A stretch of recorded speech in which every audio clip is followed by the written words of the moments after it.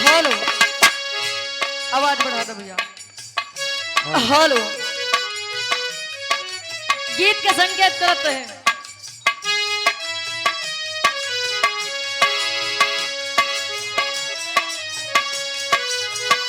लड़का कहे हम काले हैं तो क्या हुआ दिल वाले हैं, हम काले हैं तो क्या हुआ दिल वाले हैं, हम काले हैं तो क्या हुआ दिल वाले हैं।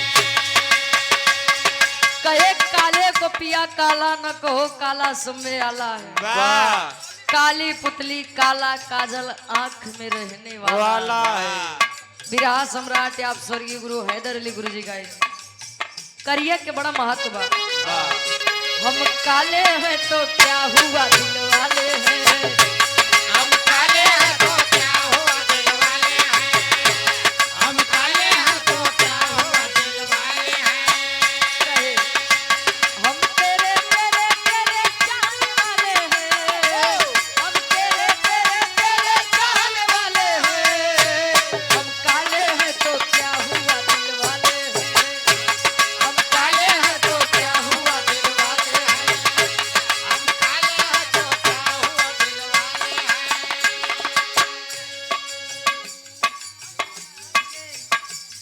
अपना म्यूजिक प्रयागराज के प्रोपराइटर साहब बहुत ही प्यार मिलता है, सम्मान मिलता है।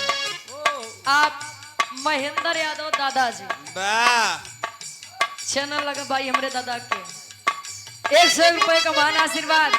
आज सामने से देखा था, कल यूट्यूब पे सर्च करवा अपना म्यूजिक प्रयागराज।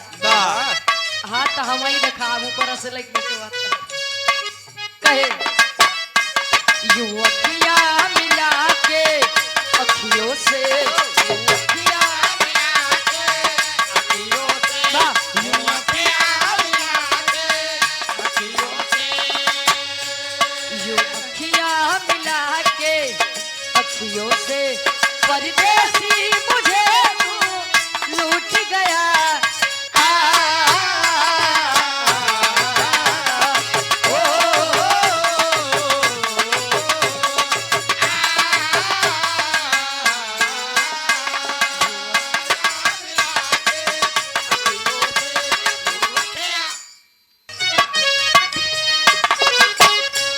यूं अखियां मिला के अखियों से, यूं अखियां मिला के अखियों से,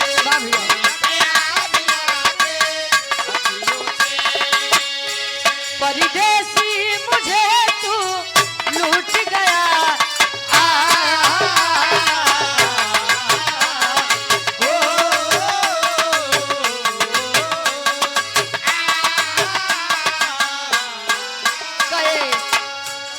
आएगा मजा अब बरसात का, आएगा मजा बरसात का, आएगा मजा तेरी मेरी दिलकश मुलाकात का, तेरी मेरी दिलकश मुलाकात का, तेरी मेरी दिलकश मुलाकात। लड़का कहे चांदनी चांद से होती है सितारों से नहीं, मोहब्बत एक से होती है हजारों से नहीं। चांदनी चांद से होती है सितारों से नहीं, मोहब्बत एक से होती है हजारों से नहीं। चांदनी चांद से होती है सितारों से नहीं, मोहब्बत एक से होती है हजारों से नहीं। जब घटाओं से बूंद जोर से बरसती है, तुझसे मिलने को तेरी जान तरसती है। तुझसे मिलने को तेरी जान ये तरसती है।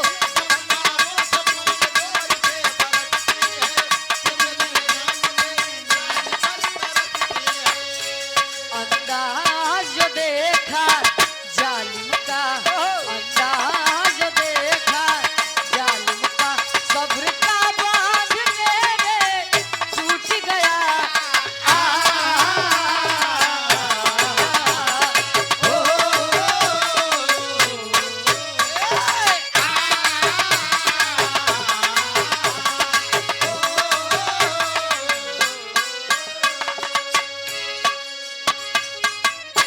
भैया के फरमाइश बस समाजवादी गीत के बारे समाजवादी शेर हाँ तो 27 अबे उस समय बा होश में आई जा और का देखा था हर एक चीज महंगाई इतना छुअत बा अभी हाल ही में एक घटना घटी है हरियाणा में भिवानी गांव की एक लड़की थी मनीषा जिसका नाम था मनीषा भिवानी जिला में हरियाणा में एक लड़की थी सपना था डॉक्टर बनने का घर की परिस्थितियां अच्छी नहीं थी टीचर की नौकरी करती थी और शाम को बोली कि पिताजी मैं थोड़ा लेट आऊंगी गई और आई ही नहीं 2 दिन बाद लाश खेत में मिली और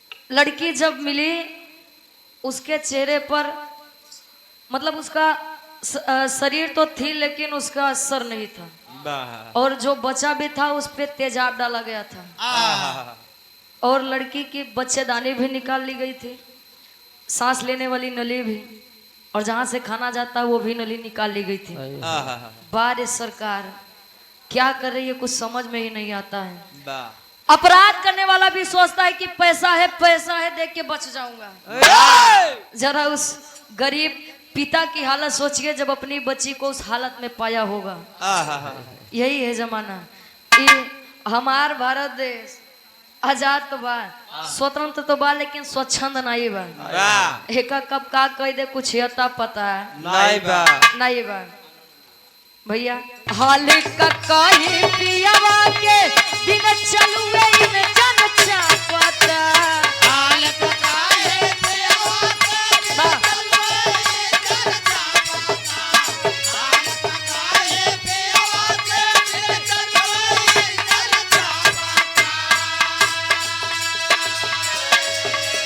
हाल का कहीं पियावा के दिन चलुए इन जन चापता नया नया ड्राइवर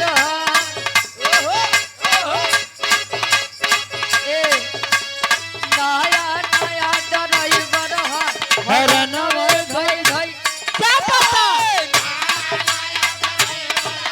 हरन भाई भाई भाई क्या पता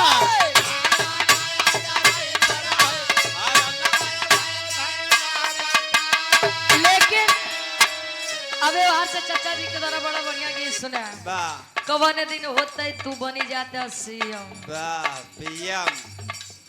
पीएम जब ले वीएम रही तब ले तो हमका नहीं लगत भाई संभव है पहले ईवीएम हटाओ भैया चोर इतना ज्यादा हो गया देखत रहा पाठशाला बंद मधुशाला चालू अब लो क्या पढ़िए ना उनका ट्रेनिंग दिन जाए पकड़ो तले खाते पंचर बनो खाते ये हमारे देश के विकास हुई भैया कभी कभाव है कैसे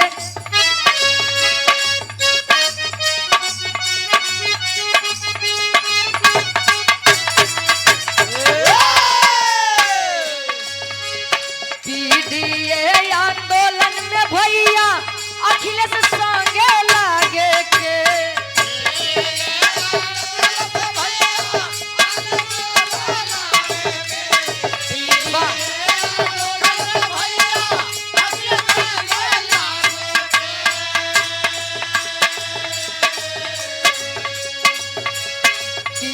आंदोलन में भैया अखिलेश संगे लागे के साइकिल वाली निसनिया के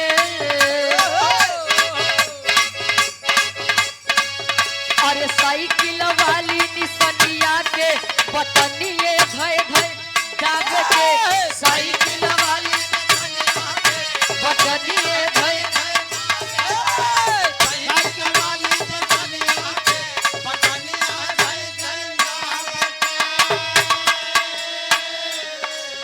साइकिल वाली निसनिया के बटनिए धई धई दाबे के ये गठबंधन देखी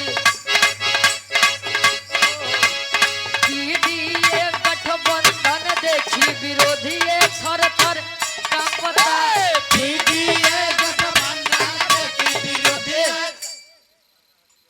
और पुनः आदरणीय परम सम्मानित अंकित भैया क्या पूजनीय चाचा जी हरीश चंद्र यादव जी बैंक मैनेजर साहब बीडीसी पद प्रत्याशी गार्जियन जी के द्वारा इस भाव को समझते हुए 51 रुपए का महान आशीर्वाद।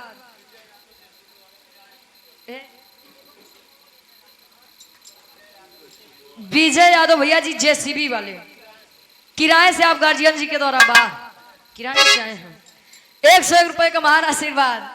आशीर्वाद के चारे क्यों बच्चे अपनी कला में कामयाब रहे। एक लाइन और क्या बात है।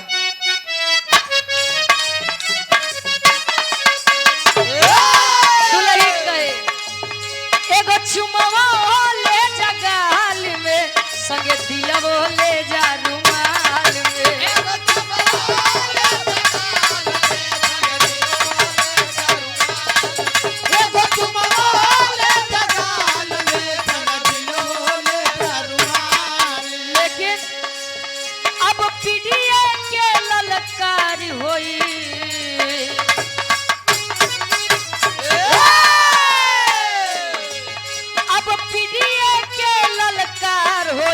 साइकिलिए के सरकार होई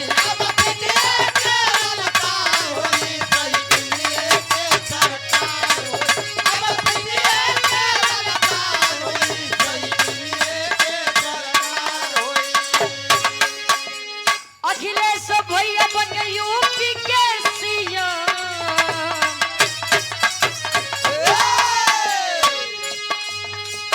अखिलेश भैया बन यूपी के सीएम सीट अब की 300 से पार हुई।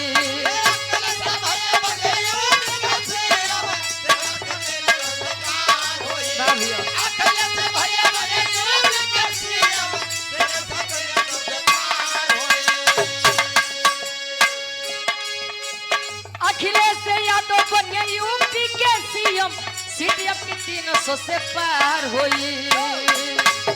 अब पीडीए के ललकार होई साइकिलिए के सरकार होई।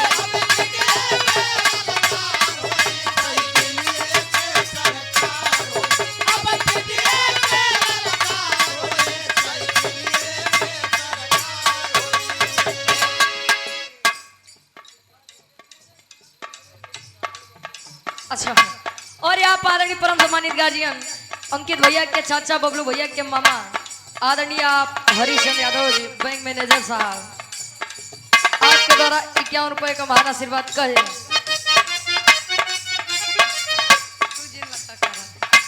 अरे रे मेरे जान थे मुलायम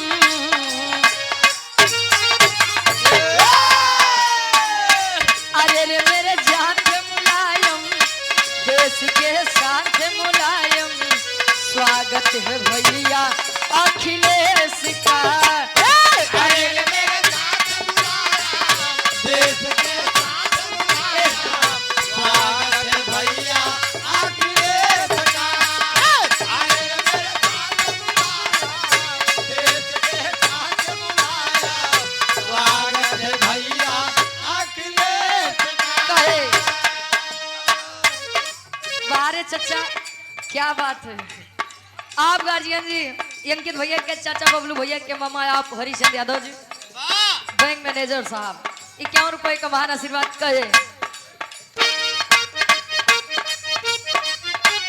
कृष्ण कहूँ कहूँ राम आपको कृष्ण कहूँ कहूँ राम आपको पूजती हूँ मैं सुबह शाम आपको।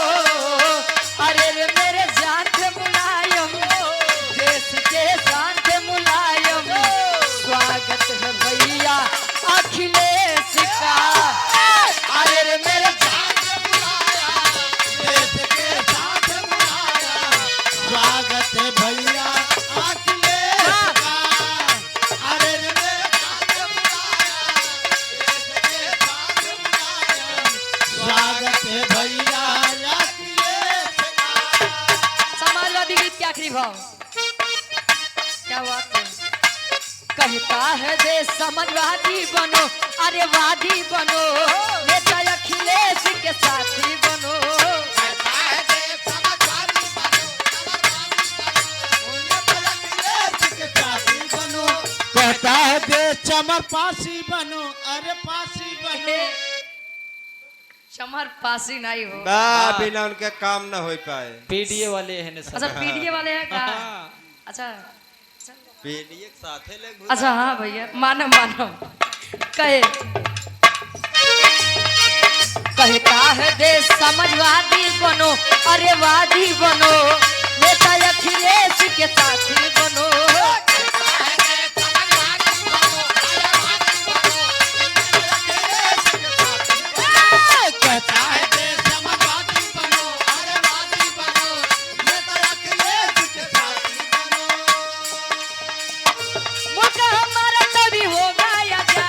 बोलो साइकिल जिंदाबाद, बोलो साइकिल जिंदाबाद, बोलो साइकिल जिंदाबाद। मुल्क हमारा कभी होगा आजाद बोलो साइकिल जिंदाबाद, बोलो साइकिल जिंदाबाद, बोलो साइकिल जिंदाबाद। अरे देश के विरोधियों से बागी बनो अरे बागी बनो नेता अखिलेश के साथी बनो देश के विरोधियों से बागी बनो, अरे बागी बनो नेता अखिलेश के साथी बनो। देश के विरोधियों से बागी बनो, अरे बागी बनो। नेता अखिलेश के साथी वाह अब बोले एक पारी आए थे चाचा जा है। अरे हम का जानी पर जात हैं। जात नहीं जात हाँ मतलब जाना है। बड़ा बढ़िया बढ़िया गीत आप लोग सुने अदायगी से और कथो सुनबा का काने से रामायणी ने हम जानते ही प्रयागराज है यहाँ बिना रामायण महाभारत के पार नहीं भैया बस अब रामायण ही चलते गावे का हाँ परेशान न हुआ अब बिरहाई के नंबर बा बड़ा बढ़िया बढ़िया गीत आप लोग ये सुने अदायगी के साथ। क्या बात है। चाचा हमारे जाते हैं हमारे अम्मी से मिले तनी भूगो से मिल लेता चाचा। क्या बात है। आया उनको ननियौरे हमारे गौबा है ये हाँ तनी आया हमारे फुकौरे गाई लिया बड़ा बढ़िया बढ़िया बात आप लोग सुने कि रुचि हमार नाम त्रिभुवन नाथ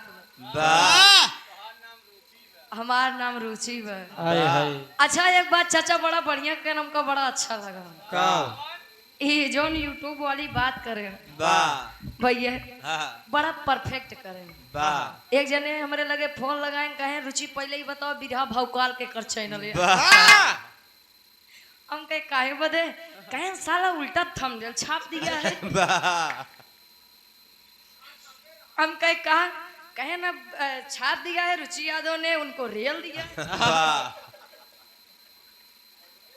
हम कहे चाचा तो हमें दिक्कत का बात कहे अरे पगलो तू नहीं समझती रेल दिया ठीक किया हवाई जहाज नहीं दिया तुमको यार कहे पगलो तो नहीं पता सार जे हो अगर एक पाई जे आपने ते का हम रेल काहे पौबे करी है रेल बिना काहे पौबे करिए भैया अजय हो या बताए देता उसियार हो जाया आप है काहे अरे तो जान लो गवैया अगर आपको पाई जाए ना तो का रेल दी जान लिया।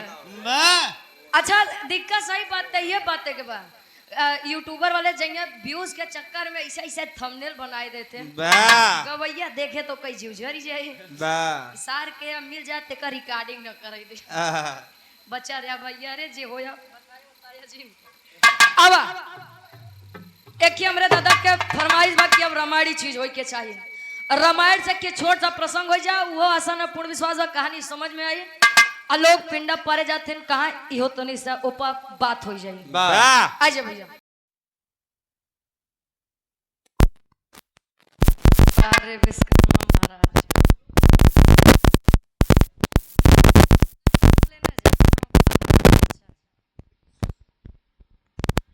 हाँ बस चाची कबो कबो तनी गुस्साई जाते और कोनो बात नहीं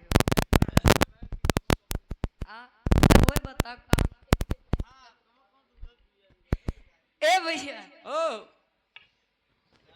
अब चाचा जो हम बताए तुम बताओ हाँ कब हमारे चाची गुस्सा जाते हैं तो का कमा अच्छा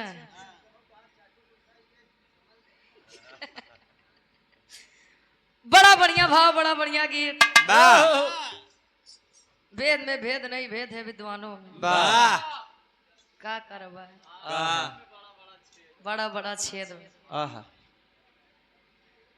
केहू कहा था कि विभीषण जी अपने कुटिया में राम लिखे रहे, वाह तो केहू बतावा तू राम नहीं रावण और मंदोदरी लिखे रहे। आहा भैया केहू कहा था कि सीता जी के चरण में कौआ चोंच मारे रहा, वाह केहू बतावा था कि स्तन में मारे रहा। वाह क्या करो यार, वाह सही बात है, वेद यार। ए भैया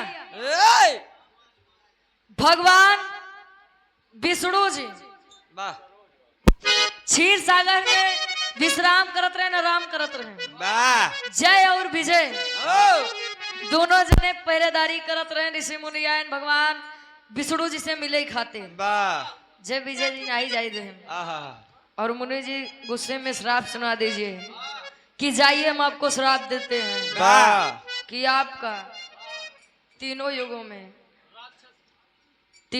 में तू लोग राक्षस घरे जन्म ले, वाह तार पूरा कुलय राक्षस हो। आहा सतयुग में हिरणा कश्यप हिरणाक्ष भयन वाह उन्हीं जय विजय। वाह त्रेता में रावण और कुंभकर्ण भयन। वाह द्वापर में शिशुपाल दंत वक्र भयन। वाह तीनों जने उन्हीं दो जने कहे कि लेकिन स्वामी हम लोगों का तरनतार कैसे होगा, वाह उद्धार कैसे होगा। वाह भगवान विष्णु ने बताया कि मैं स्वयं में आकर तुम्हारे कुल का वाह उद्धार करूंगा। वाह सतयुग में नरसिंह का रूप बनाए, त्रेता में प्रभु श्री रामचंद्र जी का, और दोपहर में स्वयं भगवान कन्हैया बनकर आए। और एक बात आप लोग सुना, चाचा हमार बताएं कि विष्णु जी वचन दिए रहे रावण का कि त्रेता युग में आऊ, वाह हमार लक्ष्य में तोहरे लगे जाइ हैं। ओहो ए भैया वाह ये या वेद। अब यहाँ तनी सा गौर करिए पॉइंट। त्रेता युग में प्रभु श्री रामचंद्र जी की शादी हुई, सीता जी घर आई।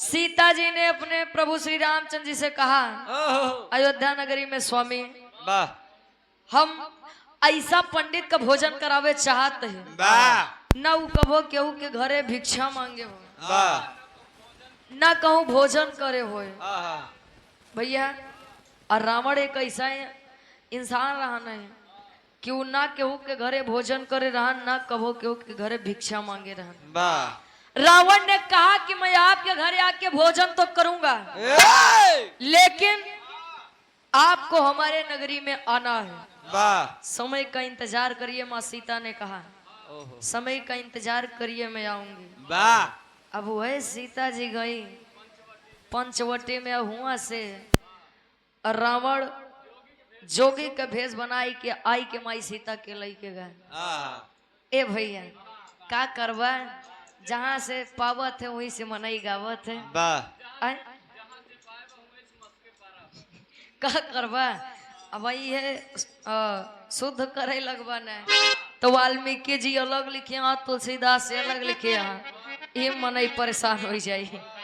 अब एक छोट सा लोकगीत हो जाओ, फिर बाद चाचा के नंबर और फिर कार्यक्रम के समापन रहे।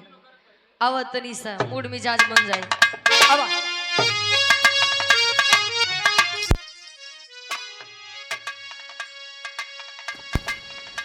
क्या बात है,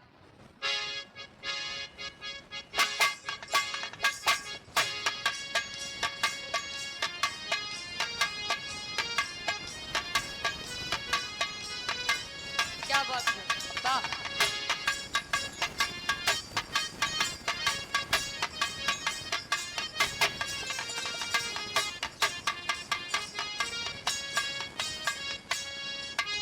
लइका कहे कहियो परवे में बीतत रहे रात हो,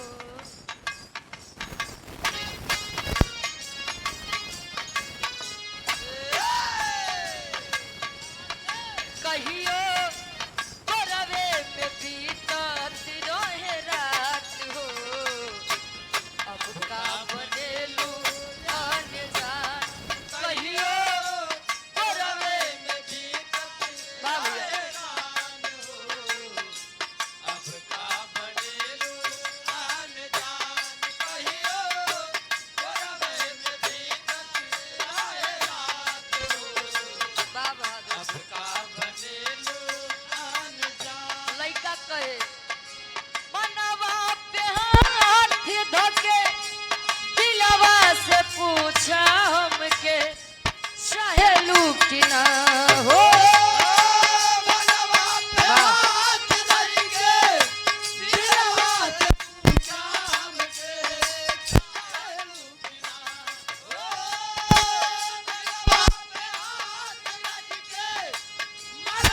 से पूछा हमसे काहे लुटिया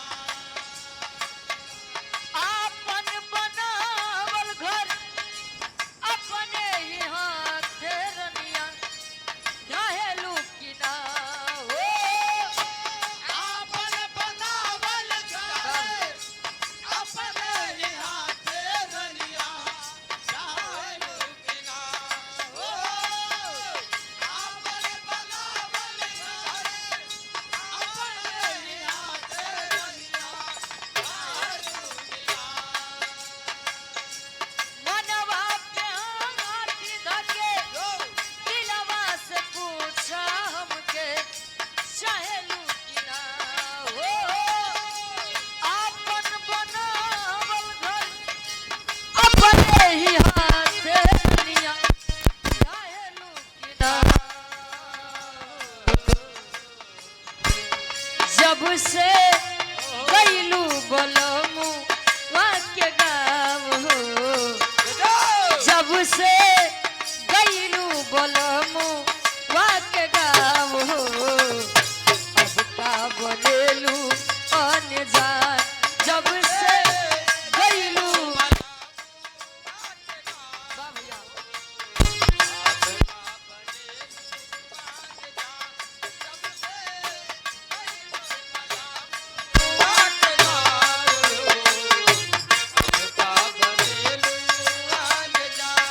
कहे दिल से बनावल उ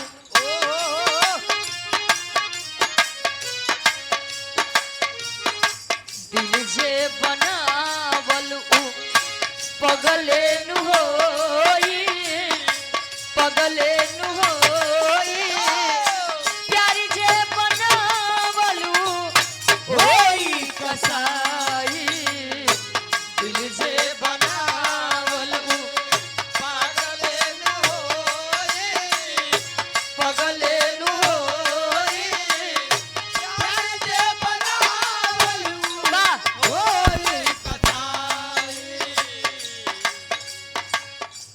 पहिले तो नीक लागे पहिले तो नीक लागे बाद में रुआई बाद में मुआई आई रोआई पहिले तो नीक लागे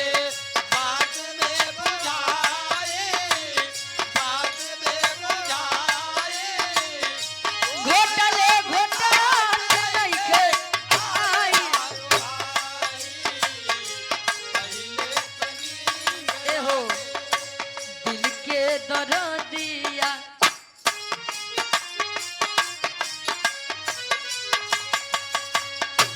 दिल के दर्दिया हर दिया नहारी हर दिया नहारी करी जे मोहब्बत उ फेरा में परी दिल के दर्दिया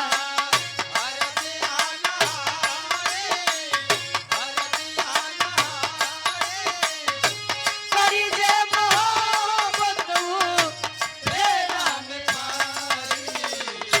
दिल के दर्दिया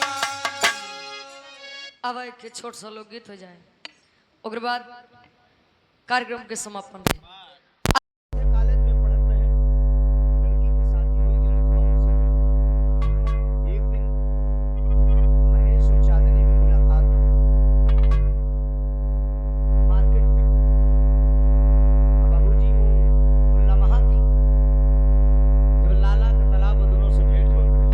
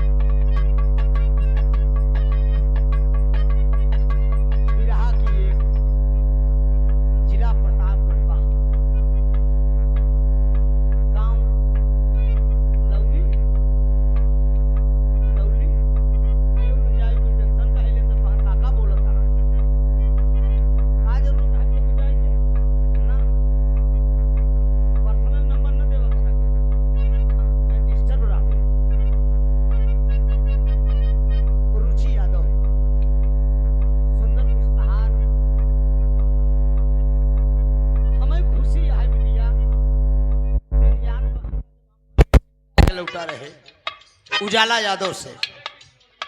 अजय भाई की स्टूडियो पे ही बिटिया से मुलाकात भाई। लहरी उस्ताद को श्रद्धांजलि में ये बेटी गई थी। ए और मुस्कान चंचल दोनों जनी रहीन तो हमके केकर नाम का है, कहें इनका नाम रुचि है, उनका नाम मुस्कान। तो हम कहे तनी एक गाना सुनावा दोनों जनी, तब लड़किन गाना नहीं गावत रहीन, तो वही समय पगली बढ़िया गावत रही।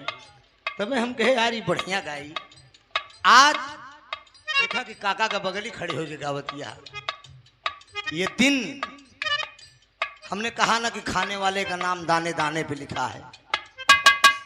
किस्मत में जो लिखा है वो छप्पर फाड़ के मिली, कोई मेट नहीं सकता। त्रिभुवन का लाख बुराई पूरे जनपद में करे नहीं, लेकिन जो मुकाम हमने हासिल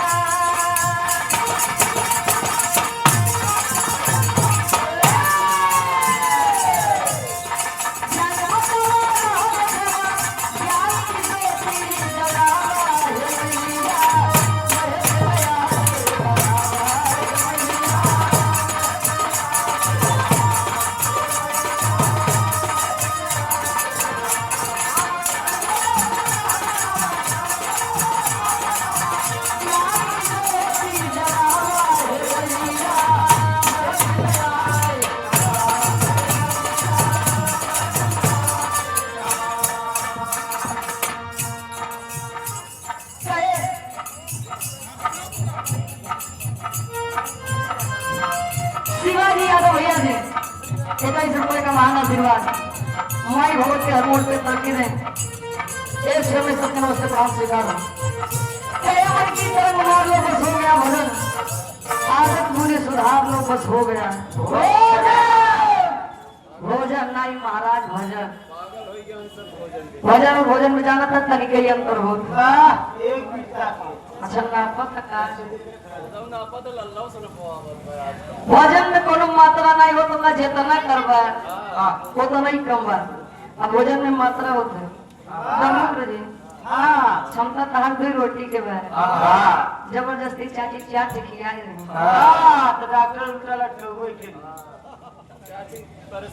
यहाँ से बिटिया जीवन में बताई कि विराह जगत में कोई खाना से ताल्लुकात रखत बा कोने बात के कलीमा हवा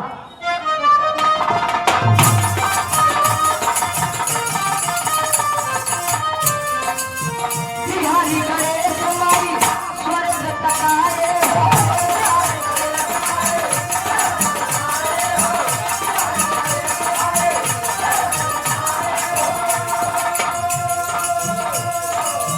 राम देव चंद्र कहे नाम कमाए